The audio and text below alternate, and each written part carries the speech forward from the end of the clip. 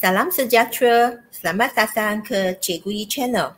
Hari ini, Cikgu akan berkongsi dengan anda semua bab 2 mikroekonomi keanjalan permintaan harga bahagian kedua.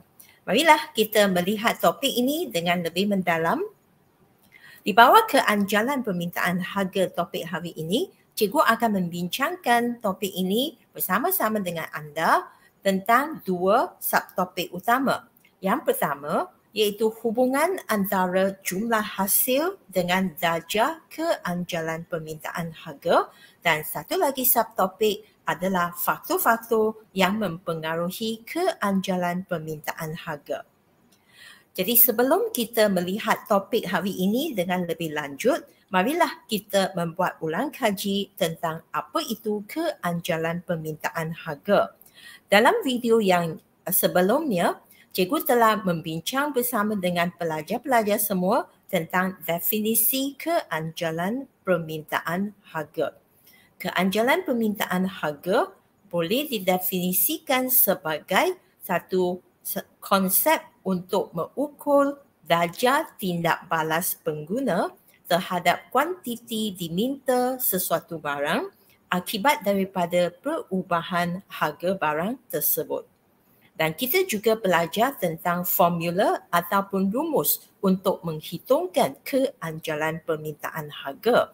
Jadi formulanya adalah peratusan perubahan kuantiti diminta bahagi dengan peratusan perubahan harga. Apabila kita kembangkan formula tersebut, maka kita boleh dapat peratusan perubahan kuantiti diminta dijadikan sebagai kuantiti diminta baru tolak kuantiti diminta asal bahagi dengan kuantiti diminta asal darab dengan 100. Kerana formula ini dinyatakan dalam bentuk peratusan. Kemudian, kita lihat peratusan perubahan harga juga boleh dikembangkan menjadi harga baru P1 tolak harga asal P0 bahagi dengan harga asal P0 darab dengan 100. Jadi daripada formula yang telah dikembangkan, kita boleh basalkan 100 dengan 100 ini yang ada di atas dan bawah dan kita tukarkan bahagi ini dengan kaedah darab. Jadi akhirnya kita akan dapat satu formula di mana Q1 tolak Q0 bahagi dengan Q0 darab dengan P0 bahagi dengan P1 tolak P0.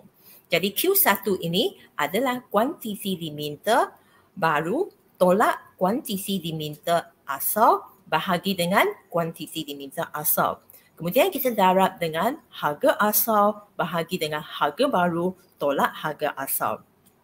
Jadi dengan menggunakan formula ini, kita akan dapat menghitungkan perkali keanjalan permintaan harga. Kalau pelajar masih ingat, perkali yang kita hitungkan itu adalah satu panduan untuk membolehkan kita menentukan jenis-jenis keanjalan permintaan harga. Marilah kita lihat 5 jenis keanjalan permintaan harga daripada perkali yang kita boleh dapati daripada formula tadi.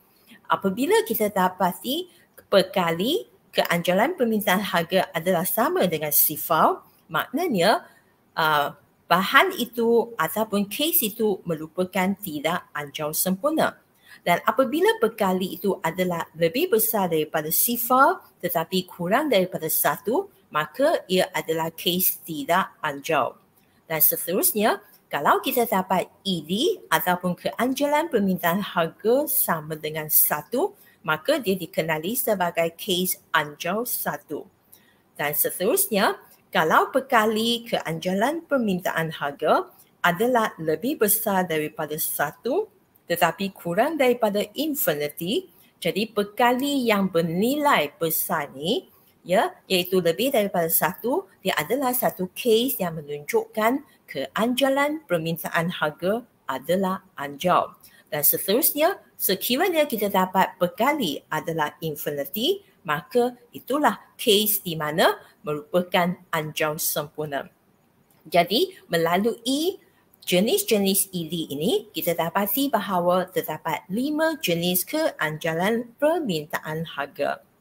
Baiklah, kita akan melihat bentuk-bentuk keluk permintaan di bawah 5 jenis keanjalan permintaan harga ini. Kita mula dengan kes pertama iaitu tidak anjur sempurna di mana bekalinya adalah easy sama dengan sifar. Ini boleh ditunjukkan oleh satu keluk permintaan yang menegak yang selari dengan paksi harga yang kita kenalinya sebagai tidak anjur sempurna. Bentuk tidak anjur sempurna ini menunjukkan bahawa ini merupakan permintaan bagi barang mesti ataupun barang perlu. Contohnya ialah garam dan gula. Seterusnya, kita lihat apabila bekali adalah lebih besar daripada kosong tetapi kurang daripada 1, maka ini merupakan kes yang tidak anjur. Kes yang tidak anjur akan ditunjukkan oleh satu keluk permintaan yang mencerun ke bawah dari kiri ke kanan tetapi bentuknya adalah curam. Ini merupakan satu permintaan terhadap barang pertanian. Dan seterusnya, kita lihat kes anjur 1. Ini adalah ditunjukkan oleh bekali yang sama dengan 1.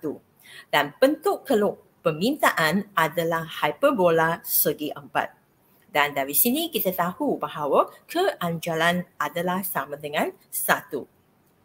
Seterusnya, apabila bekali adalah lebih besar daripada 1 tetapi kurang daripada infinity, inilah kes di mana kita kenali sebagai keadaan anjur.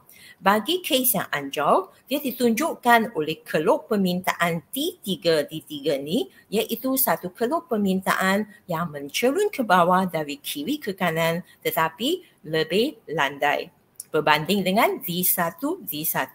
Jadi inilah permintaan terhadap barang perkilangan. Dan seterusnya, kita lihat kes yang terakhir apabila bekali adalah sama dengan infinity.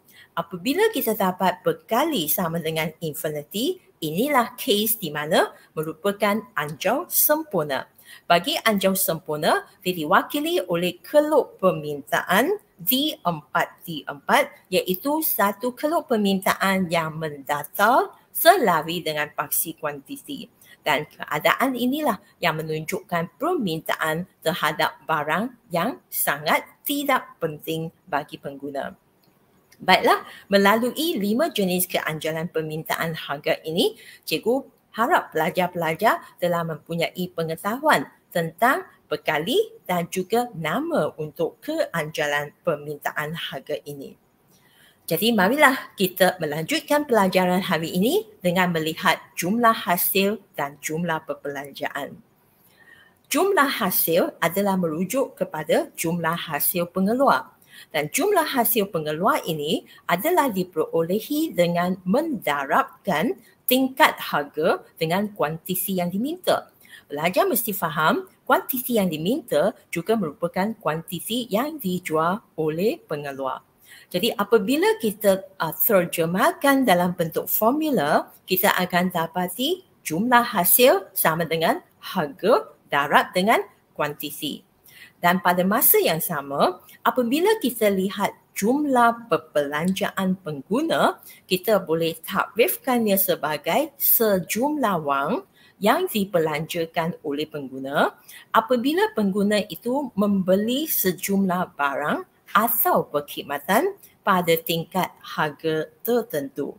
Jadi apabila kita lihat formulanya, jumlah perbelanjaan juga sama dengan harga darab dengan kuantiti. Pelajar cuba bayangkan kalau keadaan sekarang adalah pada titik keseimbangan di mana harga keseimbangan dan kuantiti keseimbangan telah wujud di pasaran. Jadi kita dapati bahawa harga yang kita nyatakan di sini adalah harga keseimbangan dan kuantiti yang kita nyatakan di sini adalah kuantiti keseimbangan. Jadi bermakna jumlah hasil pengeluar adalah harga keseimbangan darab dengan kuantiti keseimbangan. Dan pada masa yang sama, jumlah hasil pengeluar adalah sama dengan jumlah perbelanjaan pengguna kerana kita lihat dari sudut pandangan yang berbeza. Bila kita lihat dari sudut pandangan pengeluar, dia merupakan jumlah hasil pengeluar. Bila kita lihat dari sudut pandangan pengguna, dia akan menjadi jumlah perbelanjaan pengguna. Jadi inilah yang menyebabkan jumlah perbelanjaan juga sama dengan harga darab dengan kuantiti keseimbangan. Baiklah, kalau pelajar faham tentang konsep ini, maka kita boleh kata jumlah hasil pengeluar adalah sama dengan jumlah perbelanjaan pengguna. Ya. Jadi berlatar belakangkan konsep ini, marilah kita lihat tajuk kita hari ini, iaitu hubungan antara jumlah hasil pengeluar ataupun jumlah perbelanjaan pengguna dengan darjah keanjalan permintaan harga. Maksud tajuk ini ialah kita akan mengkaji darjah keanjalan permintaan harga yang berbagai-bagai, iaitu yang 5 jenis keanjalan permintaan harga. Bagaimana darjah keanjalan permintaan harga ini boleh mempengaruhi jumlah hasil pengeluar ataupun dalam erti kata lain iaitu jumlah perbelanjaan pengguna. Jadi marilah kita mengkaji 5 case study dengan terperinci. Kita mula dengan kesan terhadap jumlah hasil pengeluar ataupun jumlah perbelanjaan pengguna akibat penurunan harga. Dan kes yang kita nak kaji adalah kes anjau, di mana ED adalah lebih besar daripada 1 tetapi kurang daripada infinity. Permintaan anjau harga, dalam kes ini kita andaikan harga asal adalah P0. Pelajar cuba perhatikan graf kita. Mula-mula sekali, kita akan labelkan P0. Pada P0, kuantiti yang diminta adalah Q0. Maka di sini kita boleh kata jumlah hasil asal adalah harga darab dengan kuantiti. Dan pada masa yang sama, perbelanjaan pengguna juga adalah harga darab dengan kuantiti. Maka di sini kita dapati jumlah hasil asal adalah 0, P0, A, Q0. Apabila kita andaikan harga turun ke P1, maka kita dapati pada P1, harga yang menurun telah menyebabkan kuantiti yang diminta telah meningkat menjadi Q1. Jadi apabila kita nak hitungkan jumlah hasil baru ataupun jumlah perbelanjaan pengguna baru, maka ia merupakan kawasan yang berlorek hijau muda ini. Jadi berapa jumlah hasil baru? Jawapan adalah 0, P1, B, Q1. Jadi di sini kita cuba bandingkan. Apabila harga menurun dari P0 ke P1, kejatuhan harga ini akan menyebabkan kejatuhan jumlah hasil kerana harga menurun. Jadi berapakah jumlah hasil yang menurun ini? Ia adalah kawasan yang dilorekkan dengan warna merah. Jadi kejatuhan hasil adalah sebesar kawasan P1, P0, A, C kerana kejatuhan harga tadi. Tetapi pada masa yang sama, pelajar jangan lupa bahawa apabila harga menurun, kuantiti diminta telah meningkat. Dan kenaikan kuantiti ini juga menyebabkan kenaikan jumlah hasil pada masa yang sama.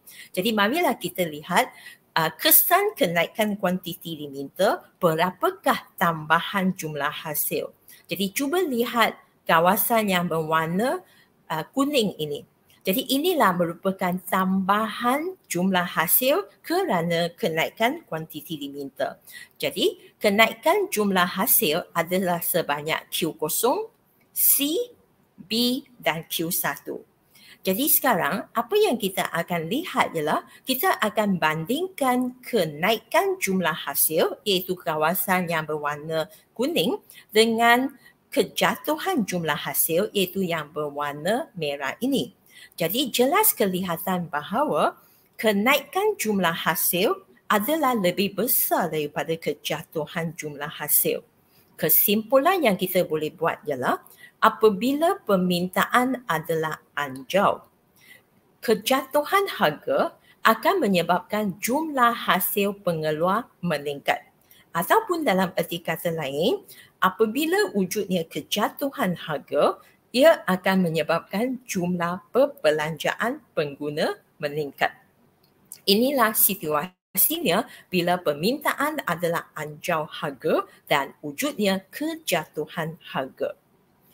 Sekarang kita akan lihat keadaan sebaliknya di mana kita nak tengok kesan terhadap jumlah hasil pengeluar ataupun jumlah perbelanjaan pengguna apabila wujudnya kenaikan harga. Dan kes yang kita kaji masih dalam keadaan anjau. Baiklah, permintaan anjau harga adalah di mana ED lebih besar daripada 1 tetapi kurang daripada infinity. Jadi kita andaikan pada harga asal iaitu P0. Jadi pada P0 kita dapati kuantiti yang diminta adalah Q0.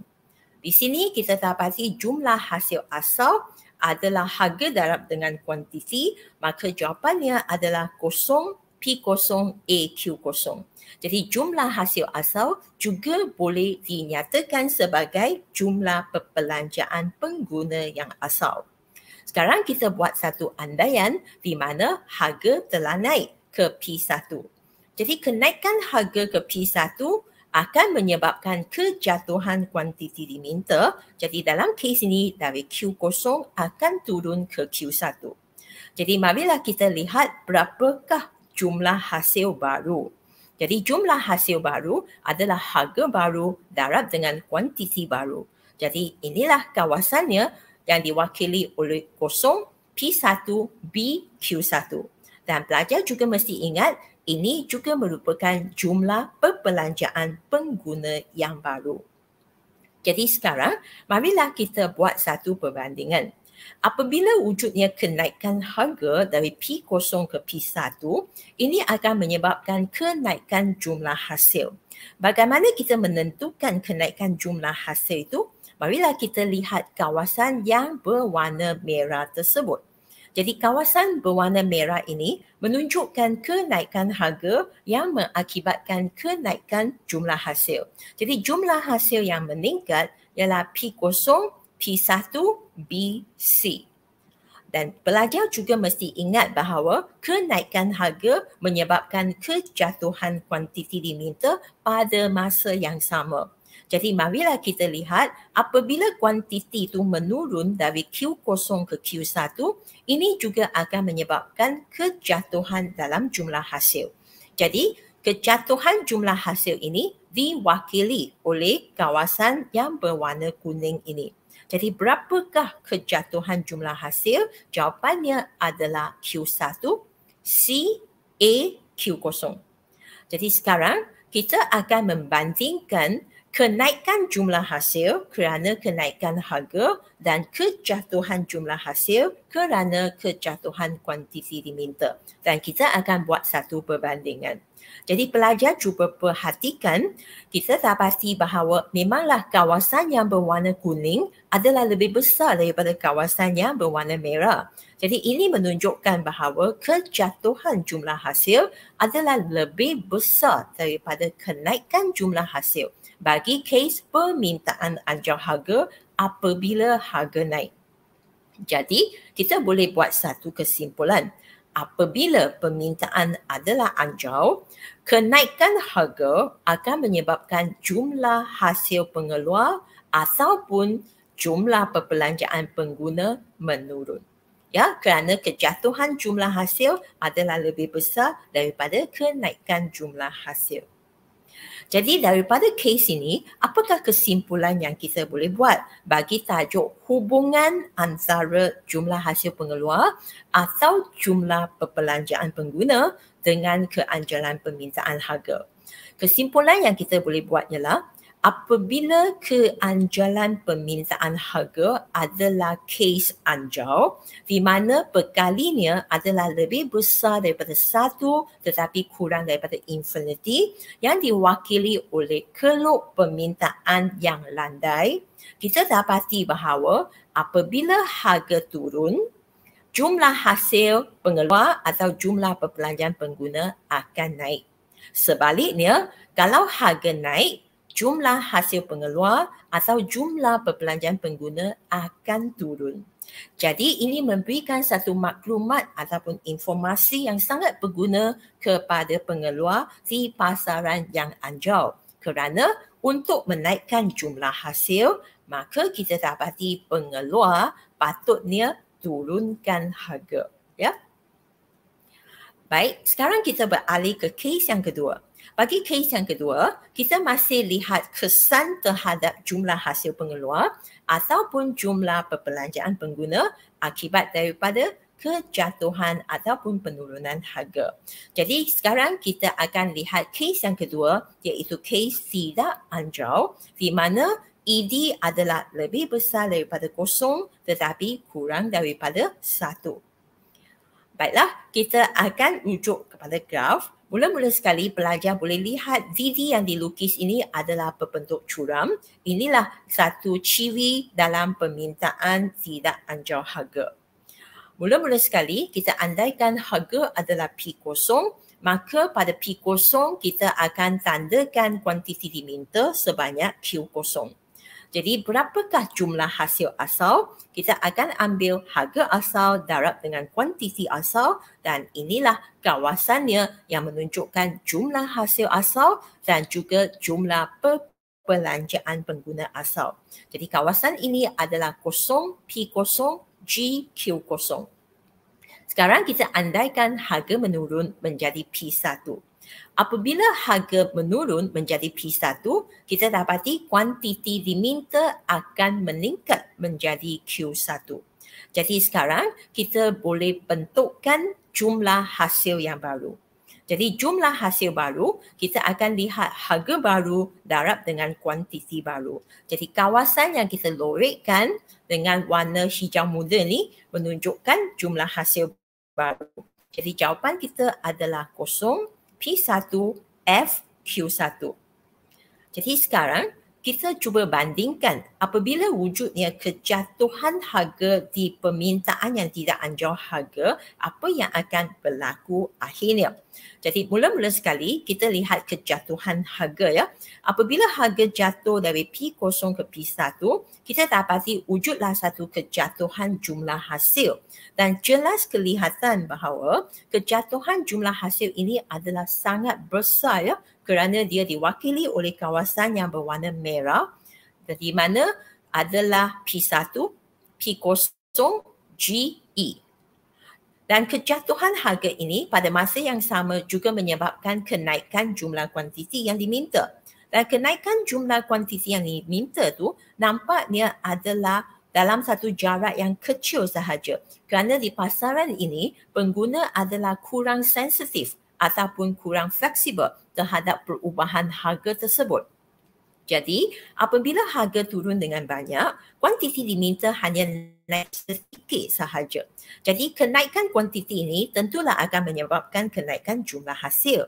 Tetapi kenaikan jumlah hasil ini hanya boleh diwakili oleh kawasan yang berwarna kuning yang merupakan satu kawasan yang kecil diwakili oleh Q0, E, F, Q1 sahaja. Jadi apabila kita cuba membandingkan kejatuhan jumlah hasil dengan kenaikan jumlah hasil, jelas kelihatan bahawa kenaikan jumlah hasil Q0, E, F, Q1 adalah jauh lebih rendah berbanding dengan kejatuhan jumlah hasil yang sebesar P1, P0, GE. Jadi kesimpulan kita ialah bagi kes yang permintaan tidak anjal, apabila wujudnya kejatuhan harga, didapati bahawa jumlah hasil pengeluar akan menurun. Dan dalam erti kata lain, jumlah perbelanjaan pengguna akan menurun. Baiklah, kita lihat keadaan sebaliknya di mana wujudnya kenaikan harga bagi kes yang tidak anjau. Tengoklah apakah kesan yang akan berlaku pada jumlah hasil dan juga jumlah perbelanjaan pengguna. Jadi kita lihat balik ke log yang sama iaitu satu DD yang tidak anjau dan kita cuba lihat harga P0 iaitu pada harga yang rendah dan kuantiti yang diminta adalah sebanyak Q0.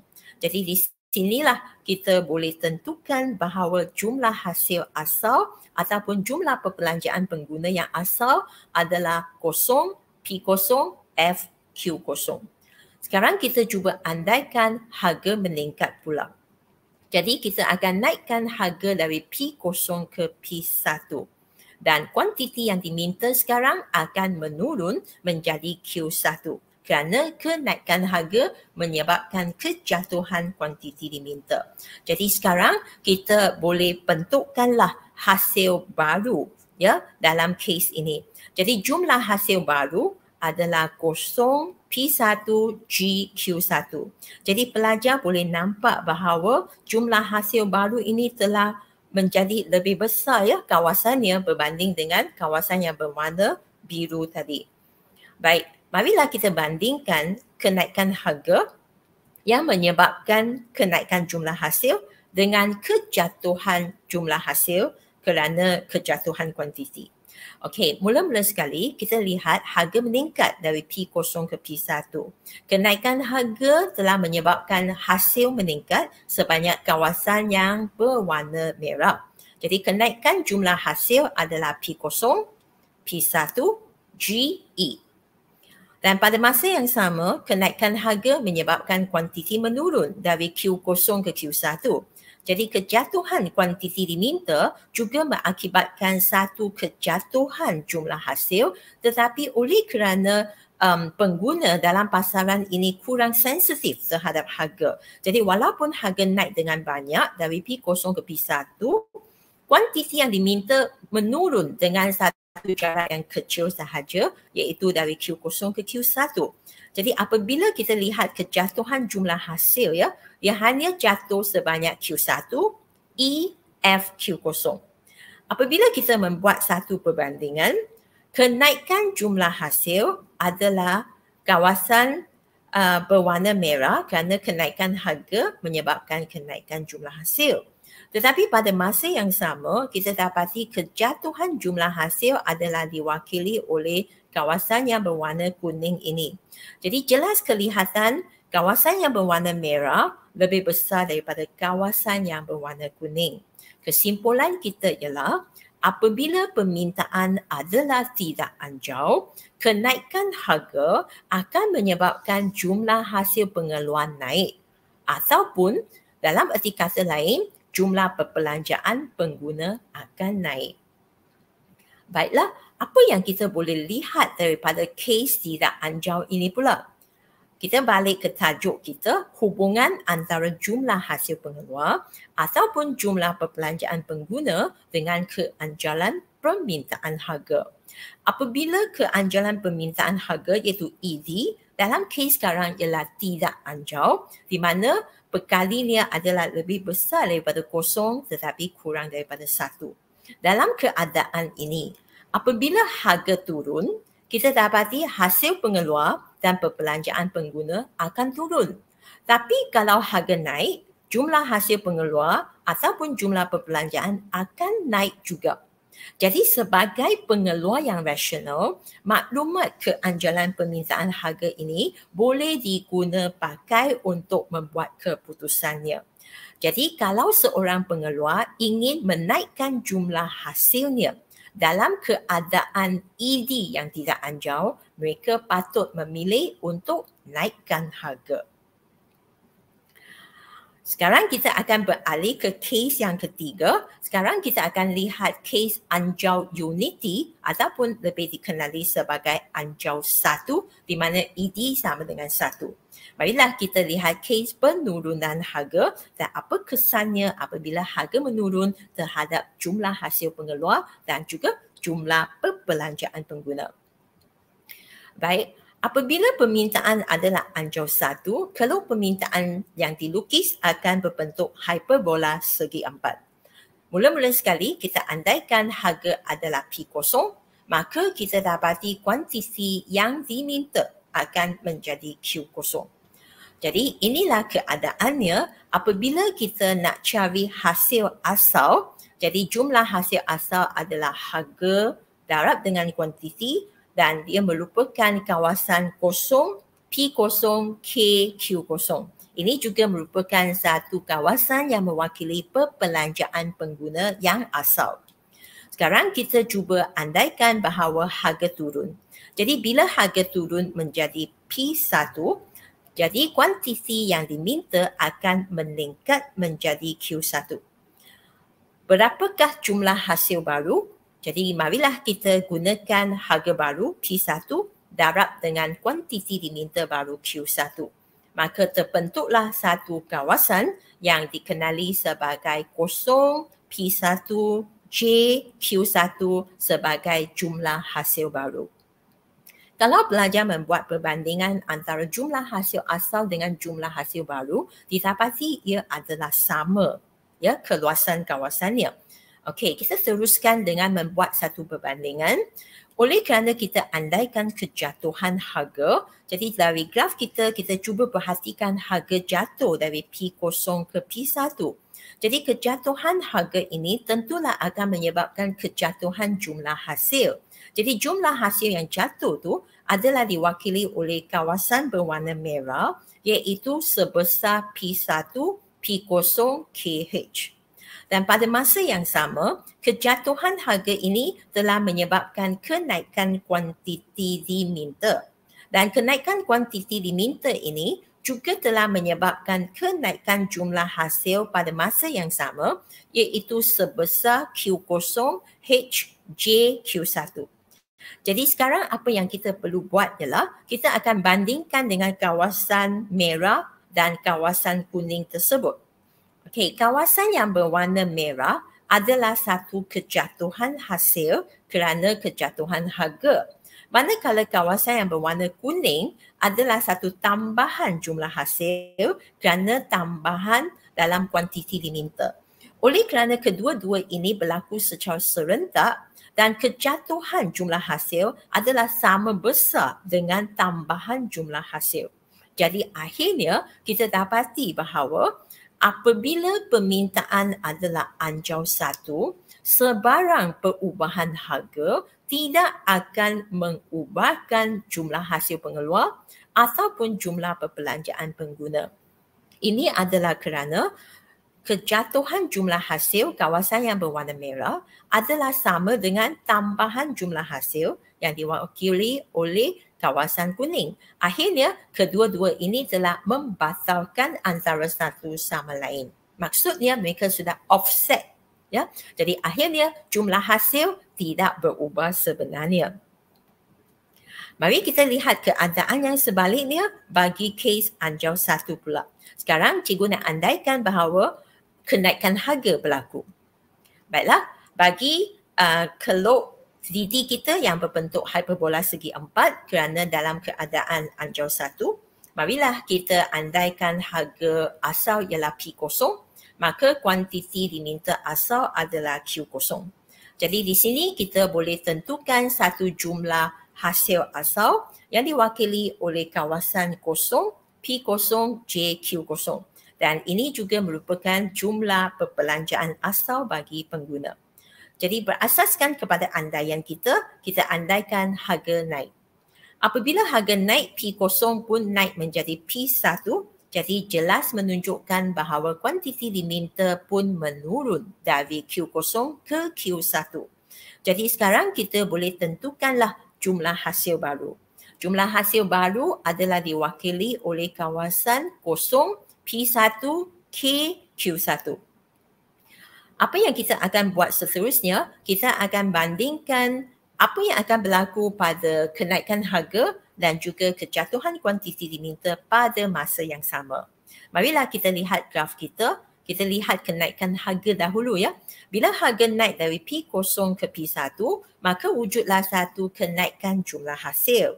Jadi jumlah hasil yang naik itu adalah P0, P1, KH. Dan pada masa yang sama, kenaikan harga menyebabkan kejatuhan kuantiti diminta. Bila kuantiti diminta itu jatuh, dia juga memberikan satu kesan kepada kejatuhan jumlah hasil pada masa yang sama. Jadi berapakah jumlah hasil yang jatuh adalah diwakili oleh kawasan berwarna kuning, iaitu Q1 HJQ0. Jadi apa yang kita perlu buat sekarang sebelum kita buat keputusan yang terakhir ialah kita akan bandingkan kejatuhan jumlah hasil dengan kenaikan jumlah hasil. Kita boleh bandingkan kawasan berwarna merah dengan kawasan yang berwarna kuning ini. Okey, kawasan yang berwarna merah adalah tambahan jumlah hasil kerana kenaikan harga, manakala kawasan kuning ini ialah kejatuhan jumlah hasil kerana kejatuhan kuantiti diminta. Apabila kita buat perbandingan antara tambahan jumlah hasil dengan kejatuhan jumlah hasil, kita dapati kawasan berwarna merah dan berwarna kuning adalah sama keluasannya. Okey, jadi akhirnya kita boleh buat satu kesimpulan apabila permintaan itu adalah anjau 1.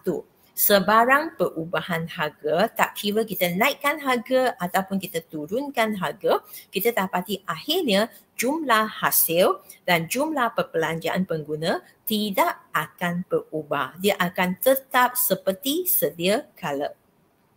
Jadi apakah keputusan ataupun kesimpulan yang kita boleh buat untuk kes ini adalah di mana kalau keanjalan permintaan harga adalah 1 ataupun unity, kita dapati bahawa tak kira sama ada pengeluar menurunkan harga ataupun menaikkan harga, kita dapati akhirnya jumlah hasil yang diterima oleh pengeluar adalah tetap. Ini juga membawa maksud bahawa jumlah perbelanjaan pengguna akan jadi tetap pada kes anjau 1. Ya, tak kira harga itu turun atau naik. Jadi inilah situasinya bagi ED sama dengan 1. Jadi bagi pengeluar yang ingin memaksimumkan jumlah hasil, sebenarnya tak perlu buat apa-apa. Sebab tak kira harga naik atau turun, jumlah hasil akan tetap sama juga. Baik, sekarang kita pergi ke satu lagi kes yang ekstrim yang kita kenalinya sebagai tidak anjau sempurna, di mana nilai perkali bagi keanjalan permintaan harga adalah sama dengan 0. Dan kita nak lihat apabila wujudnya kejatuhan harga, apa yang akan berlaku kepada jumlah hasil pengeluar ataupun jumlah perbelanjaan pengguna.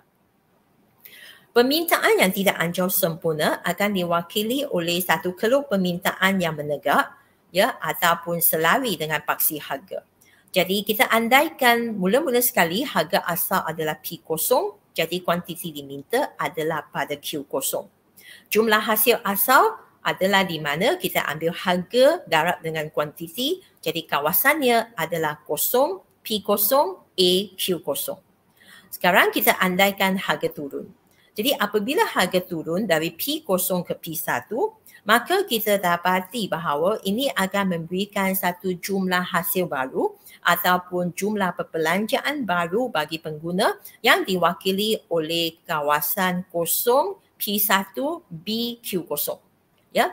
Jadi apabila kita membuat perbandingan, kita dapati bahawa bila harga turun dari P0 ke P1, jumlah hasil telah menurun, iaitu dari kawasan yang berwarna biru menjadi kawasan yang berwarna hijau muda. Ya, jadi dari 0 P0 AQ0 turun menjadi OP1 BQ0. Dan oleh kerana kes ini, walaupun harga menurun, kita dapati kuantiti yang diminta tidak memberikan sebarang tindak balas, iaitu kuantiti diminta adalah tetap pada Q0. Jadi inilah memberikan satu situasi bahawa kalau permintaan adalah tidak anjau sempurna, ya, bila adanya kejatuhan harga, dia hanya akan menyebabkan jumlah hasil pengeluar turun dan juga jumlah perbelanjaan pengguna turun sahaja. Kerana ini ada satu constraint ataupun satu halangan dalam kuantiti di mana kuantiti tidak boleh berubah, jadi hanya wujudlah satu kejatuhan jumlah hasil kerana kejatuhan harga. Ya. Jadi kita dapati bahawa jumlah hasil telah jatuh sebesar kawasan yang berwarna merah ini. Jadi inilah yang kita katakan bahawa apabila permintaan adalah tidak anjau sempurna, kejatuhan harga hanya akan menyebabkan jumlah hasil pengeluar menurun dan juga jumlah perbelanjaan pengguna menurun. Sekarang kita lihat kes kenaikan harga bagi kes yang tidak anjau sempurna pula. Jadi bagi keluk permintaan yang sama dengan tadi, iaitu satu keluk yang menegak, mula-mula sekali kita andaikan harga P0, maka kuantiti diminta adalah Q0. Jumlah hasil asal ataupun jumlah perbelanjaan pengguna yang asal adalah 0 P0 A Q0. Sekarang kita andaikan bahawa harga naik menjadi P1. Jadi apabila harga naik dari P0 ke P1, kita dapati kuantiti diminta masih sama dengan Q0. Ya, maka kita boleh katakanlah jumlah hasil baru telah naik dari 0 P0 A Q0 sekarang menjadi 0 P1 B Q0. Ya, jadi kita boleh lihatlah wujudnya satu tambahan jumlah hasil sebesar kawasan yang diakibatkan oleh kenaikan harga tadi. Jadi kesimpulan kita ialah kalau permintaan adalah tidak anjau sempurna, kenaikan harga akan menyebabkan jumlah hasil pengeluaran naik dan jumlah perbelanjaan pengguna naik. Baik. Jadi daripada kesimpulan bagi kes keanjalan permintaan harga sama dengan kosong ataupun dikenali sebagai tidak anjau sempurna, kita dapati apabila harga turun, jumlah hasil pengeluar ataupun jumlah perbelanjaan pengguna akan turun. Tetapi kalau harga naik, jumlah hasil pengeluar atau jumlah perbelanjaan pengguna akan naik. Jadi untuk kes yang ekstrim ini, kita dapati kalau pengeluar ingin naikkan jumlah hasil mereka, jadi mereka perlu memilih untuk naikkan harga. Sekarang kita beralih ke kes yang terakhir di mana keanjalan permintaan harga adalah anjau sempurna yang diwakili oleh satu keluk permintaan yang mendatar di mana ED adalah sama dengan infinity.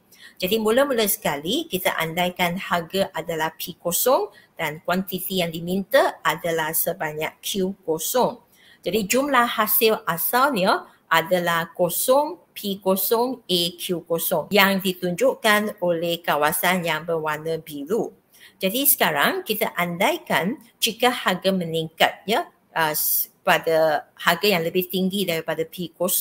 Tapi oleh kerana kes ini satu kes yang ekstrim, di mana kita dapati jika harga meningkat, jumlah hasil akan sama dengan sifar.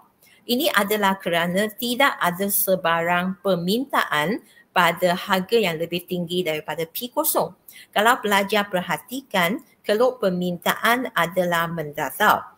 Jadi kita dapati bahawa sebarang harga yang lebih tinggi daripada P0 memang tak ada permintaan. Bila tak ada permintaan, jumlah hasil pun sama dengan sifar.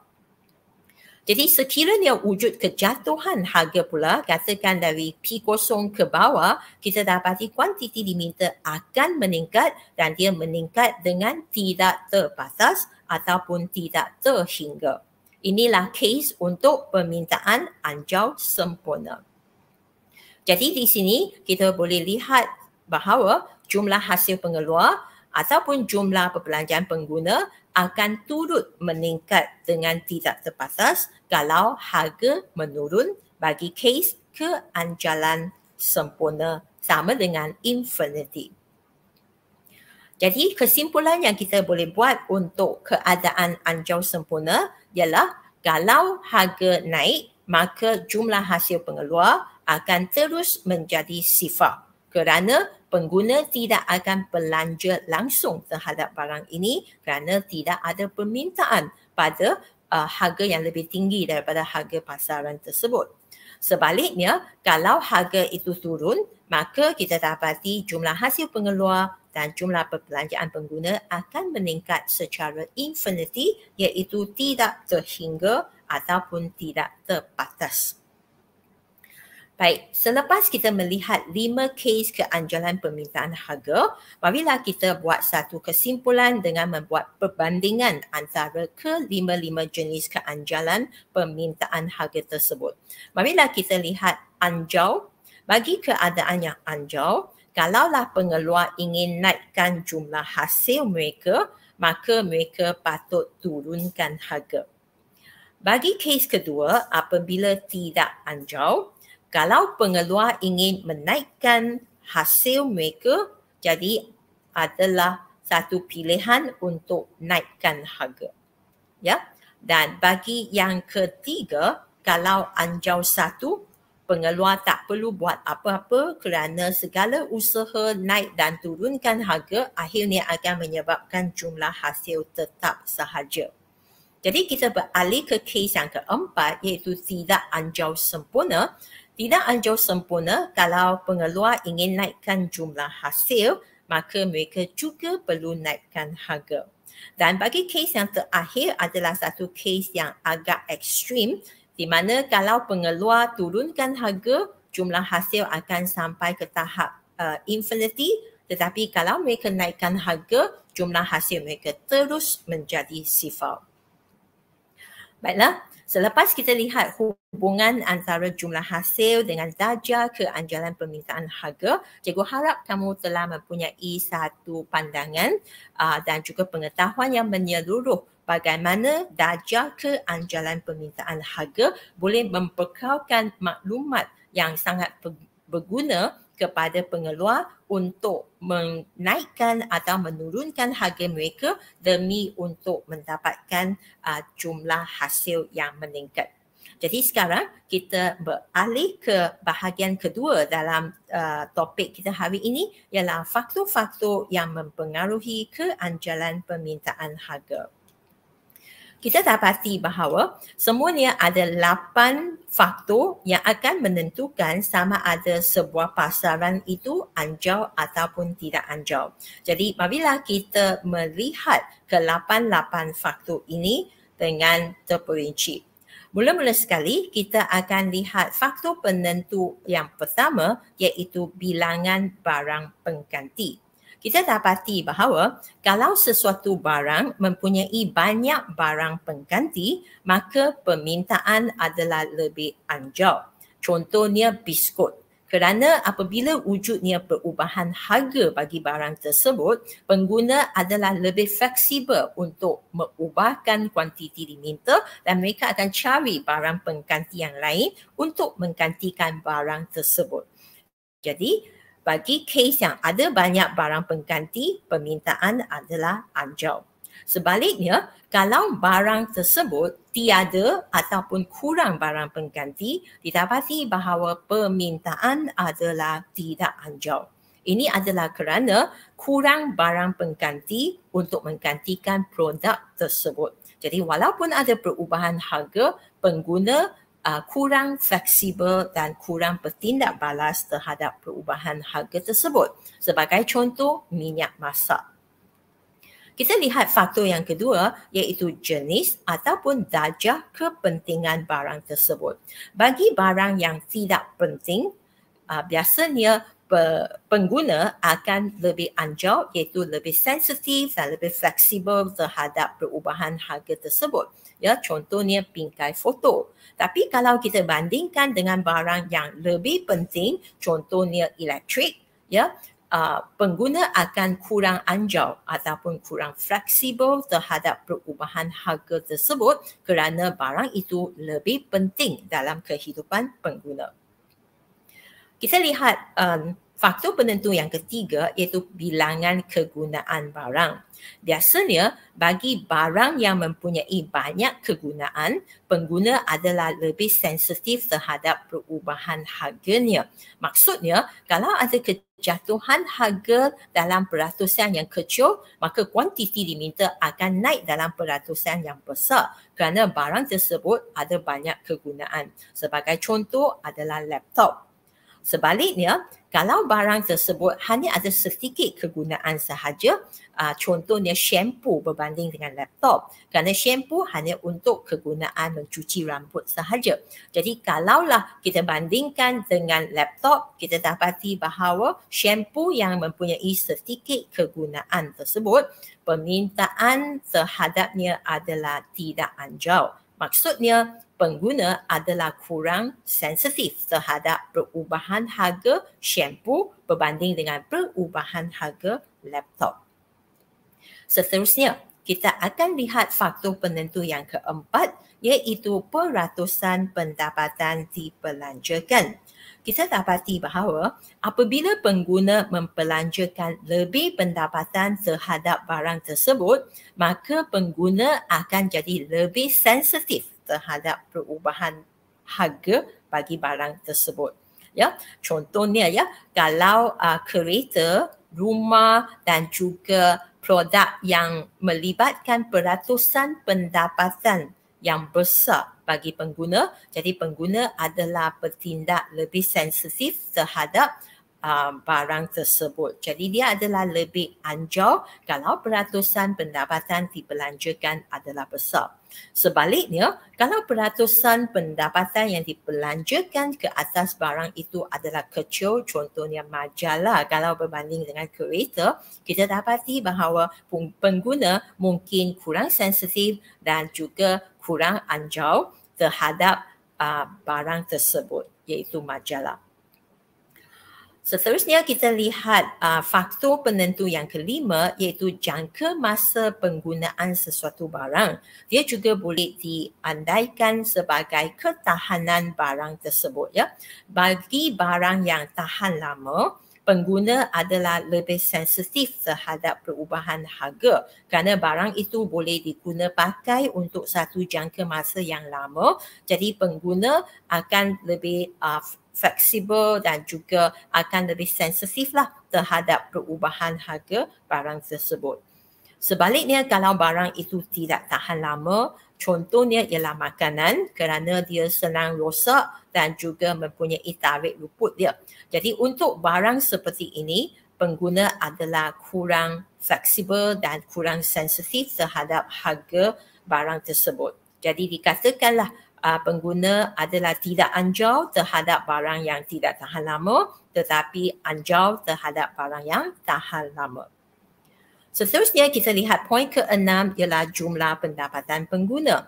Dalam poin ini kita akan lihat sikap ataupun tingkah laku pengguna yang berpendapatan rendah dan berpendapatan tinggi. Ya.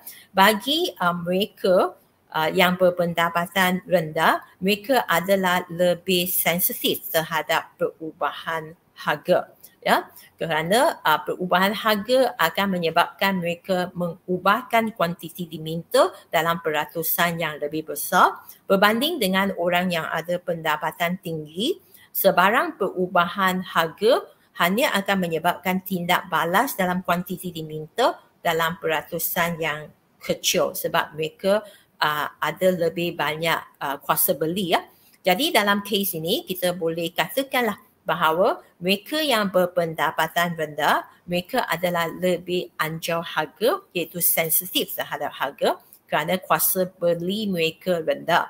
Tetapi bagi mereka yang berpendapatan tinggi, mereka adalah kurang sensitif terhadap perubahan harga kerana kuasa beli mereka adalah lebih besar. Seterusnya kita lihat faktor masa. Kalau faktor masa adalah dalam jangka panjang, maknanya pengguna diberikan cukup masa untuk bertindak balas terhadap perubahan harga. Jadi mereka akan lebih fleksibel ya untuk bertindak dalam jangka panjang. Sebaliknya, kalau hanya diberikan satu jangka pendek sahaja, mungkin pengguna kurang fleksibel dan tidak ada masa yang cukup untuk mencari barang pengganti. Jadi mereka akan kurang sensitif lah ataupun kurang fleksibel terhadap perubahan harga. Jadi dalam poin yang ketujuh, bila kita bincangkan faktor masa, kita akan lihat jangka panjang sebagai satu jangka masa yang mencukupi untuk pengguna mencari barang pengganti yang lain. Jadi mereka adalah lebih anjau harga ya. Tetapi bagi jangka pendek, oleh kerana masa tidak mencukupi untuk pengguna mencari pengganti yang lain, dan ini menyebabkan mereka pun kurang fleksibel terhadap perubahan harga. Baiklah, bagi faktor yang terakhir sekali adalah unsur ketagihan. Kita dapati apa sahaja produk yang tiada unsur ketagihan memberikan pengguna satu kebebasan untuk lebih sensitif bertindak balas ya terhadap perubahan harga. Tetapi kalau produk itu mempunyai unsur ketagihan seperti rokok dan arak, jadi pengguna yang ada unsur ketagihan tu mereka kurang fleksibel terhadap perubahan harga. Ya, jadi kesimpulannya ialah barang yang ada unsur ketagihan adalah tidak anjau dan barang yang tiada unsur ketagihan adalah anjau. Baik, jadi sebelum cikgu mengakhiri pelajaran hari ini, jadi marilah kita membuat satu rumusan dan juga imbas kembali ya tajuk-tajuk yang kita telah belajar hari ini.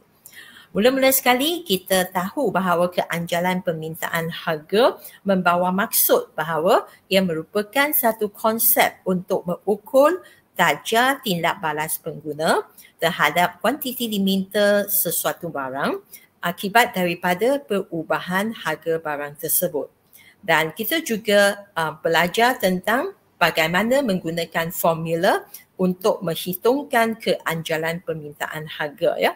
Jadi formula itu adalah dikembangkan daripada yang paling asas iaitu peratusan perubahan kuantiti diminta bahagi dengan peratusan perubahan harga dan dia dikembangkan menjadi Q1 tolak Q0 bahagi dengan Q0 darab dengan P0 bahagi P1 tolak P0. Dan pelajar mesti ingatkan bahawa Q1 adalah kuantiti diminta baru, Q0 kuantiti diminta asal, P0 harga asal dan P1 adalah harga baru. Daripada formula untuk menghitungkan ED, jawapan yang kita dapat itu dikenali sebagai perkali. Dan daripada perkali yang dihasilkan daripada formula, kita boleh mengena pasti terdapat 5 jenis keanjalan permintaan harga. Jadi apabila kita menyusun kelima-lima case ini mengikut perkalinya dari kecil ke besar, kita boleh lihatlah di mana ED boleh sama dengan sifar yang dikenali sebagai tidak anjau sempurna. ED boleh jatuh antara 0 dan 1 yang dikenali sebagai tidak anjau. Kemudian ED sama dengan 1 iaitu anjau 1 ataupun anjau unity, dan ED antara 1 dan infinity adalah anjau, dan akhir sekali ED sama dengan infinity adalah anjau sempurna. Jadi inilah 5 jenis keanjalan permintaan harga yang bukan sahaja boleh ditunjukkan oleh nilai perkali tetapi juga boleh dibezakan melalui lakaran graf dari segi kecerunannya. Dan hari ini kita juga belajar bagaimana maklumat keanjalan permintaan harga ini boleh digunakan pakai oleh pengeluar supaya mereka boleh menaikkan jumlah hasil mereka. Jadi inilah antara kes-kes yang kita telah bincangkan di mana ED lebih besar daripada 1, kurang daripada 1, sama dengan 1, sama dengan sifar dan sama dengan infinity ya, di mana bila harga turun dan naik dia akan memberikan kesan tertentu kepada jumlah hasil pengeluar. Dan pelajar juga mesti faham bahawa jumlah hasil pengeluar dalam erti kata lain adalah jumlah perbelanjaan pengguna. Dan akhir sekali, kita juga melihat faktor-faktor yang menentukan keanjalan permintaan harga, iaitu bagaimana kita membandingkan kes yang anjal dengan kes yang tidak anjal. Jadi antara faktor itu adalah bilangan barang pengganti, jenis atau darjah kepentingan barang, bilangan kegunaan barang, peratusan pendapatan yang dibelanjakan, jangka masa penggunaan suatu barang ataupun ketahanan barang, jumlah pendapatan pengguna, faktor masa dan juga unsur ketagihan. Jadi inilah antara subtopik yang kita telah belajar hari ini. Baiklah, cikgu berharap pelajaran hari ini membawa manfaat kepada anda semua dan sehingga kita berjumpa lagi, jangan lupa subscribe, like dan share Cikgu Yi Channel. Bye-bye semua.